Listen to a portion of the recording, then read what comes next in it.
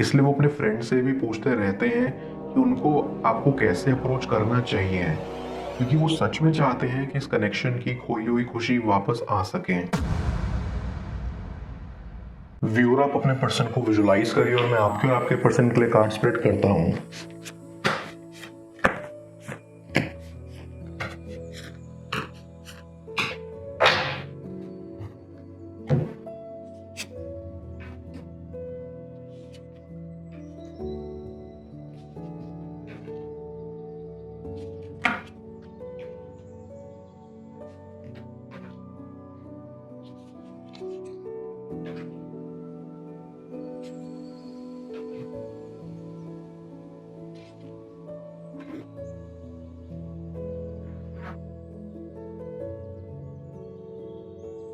I can see कि आपके connection में पास्ट में कुछ प्रॉब्लम्स हुई हैं जिसकी वजह से आप सेपरेट हो गए हैं।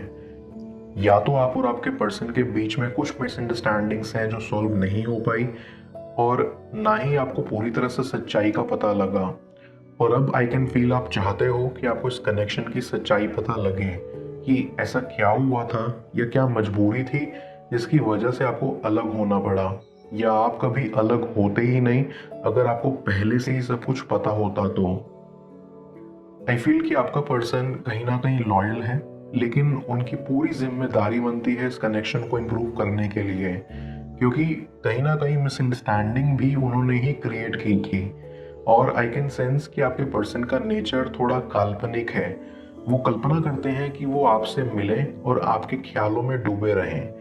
ये उनकी आम दिनचर्या में शामिल है, और अपने अंदर वो जानते हैं कि उनका दिल आपके पास है, और इसलिए वो कोशिश करते रहते हैं कि कौन सा ऐसा बेस्ट तरीका है जिससे आपको अप्रोच किया जाए। आई गेट अ वाइब कि आपकी भी ये इच्छा है कि ये कनेक्शन इम्प्रूव हो या इस कनेक्शन में एक सेकंड चांस लाया जाए।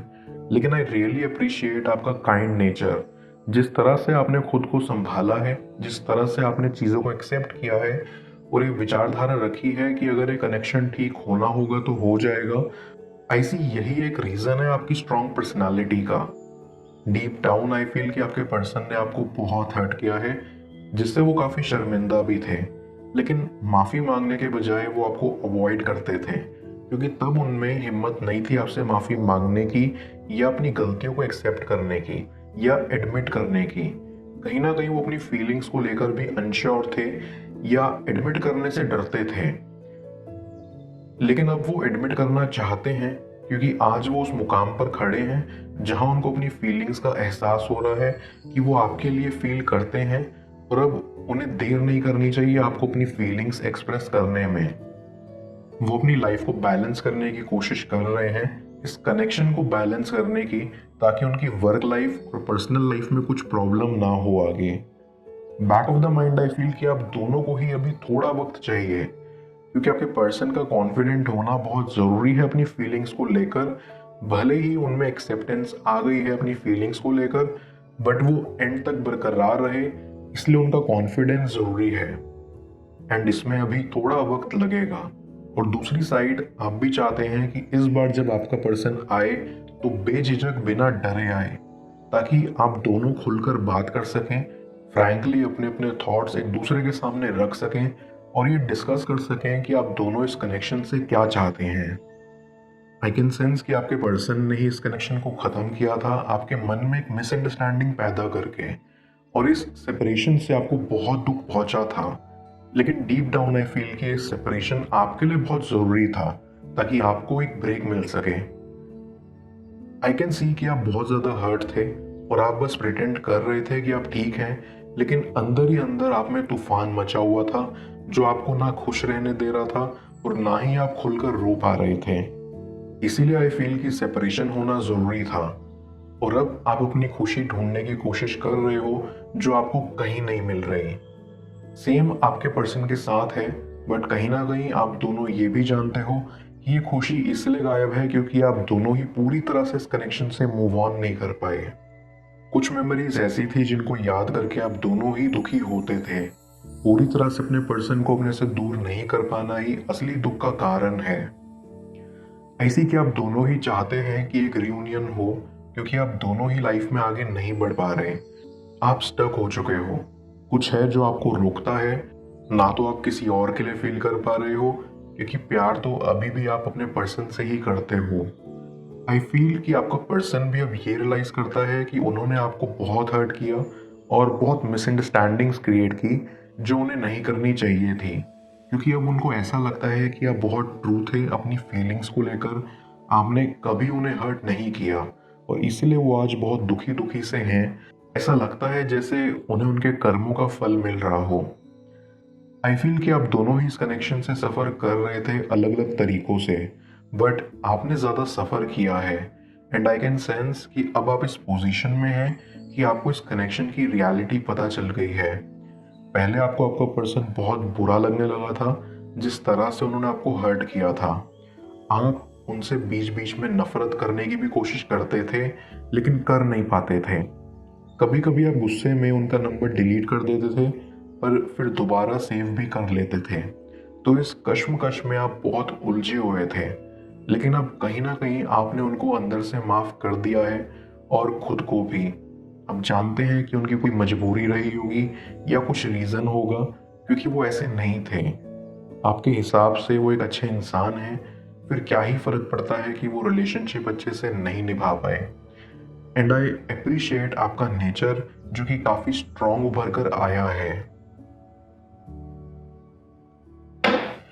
मैं कार्ड्स को क्लैरिफाई करता हूँ, तब तक आप प्रॉपर एनर्जी एक्सचेंज के लिए इस रीडिंग को लाइक कर दें और पर्सनल रीडिंग के लिए आप मुझे ऊपर दिख रहे व्हाट्सएप नंबर पर अप्रोच कर सकते हैं।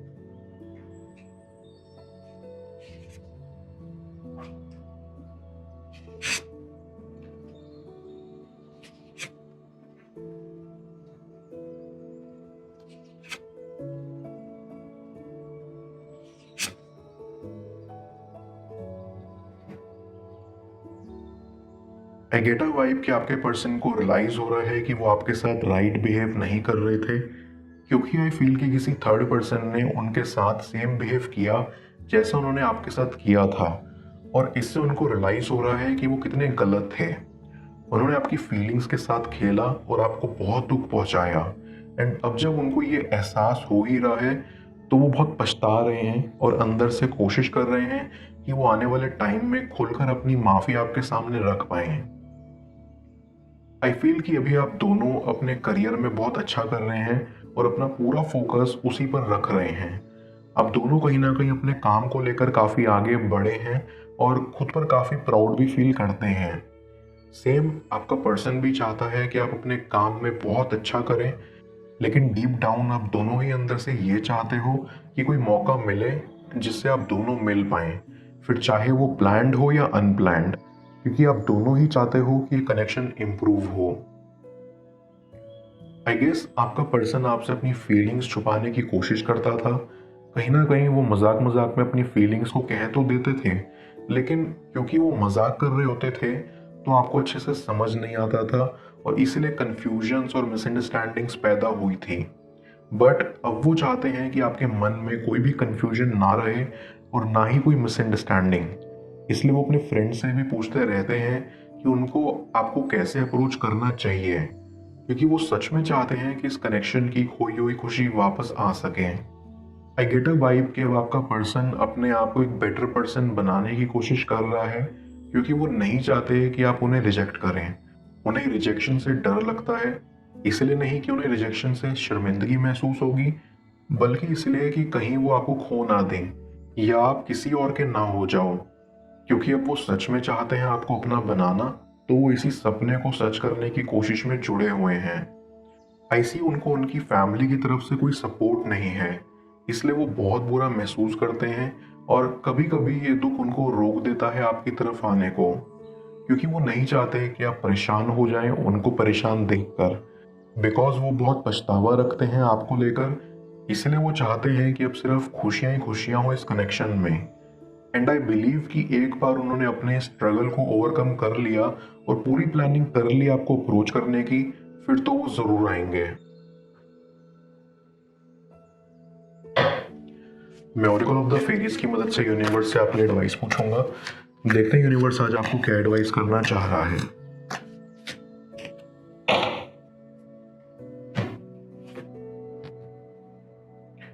हीलिंग। ये फेरी आपको कहना चाहती है कि ये समय है आपका हीलिंग देने और रिसीव करने का। हर किसी में एक नेचुरल एबिलिटी होती है दूसरों को हील करने की, लेकिन उसकी तरफ बढ़ने से पहले आपको यहाँ खुद को हील करना होगा। खुद को हील करने का सबसे बेस्ट वे है चक्रास मेडिटेशन। आपको मेडिटेशन के जरिए अपने चक्रास को रीबैलेंस करने पर फोकस करना चाहिए। That will be the ultimate healing जो आप अपने लिए कर सकते हैं।